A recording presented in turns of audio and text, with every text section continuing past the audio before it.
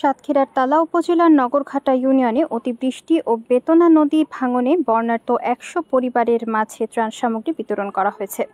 শনিবার বিকেলে ভালোবাসার মঞ্চে সাতক্ষীরা জেলা শাখার সভাপতি সাংবাদিক আকরামুল ইসলামের সভাপতিত্বে সাধারণ সম্পাদক সাংবাদিক আব্দুল মতিনের সঞ্চালনায় এই ত্রাণ বিতরণ অনুষ্ঠানে প্রধান অতিথি হিসেবে উপস্থিত ছিলেন তালা উপজেলা জাতীয় পার্টির সভাপতি সাংবাদিক এস.এম. নজরুল ইসলাম।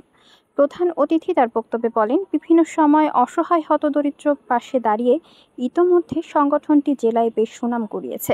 আজ ১০০টি পরিবারের পাশে দাঁড়িয়েছে। আগামীতে হাজার পেরিয়ে লক্ষ পরিবারের পাশে যেন দাঁড়াতে পারে সেই দোয়া করি।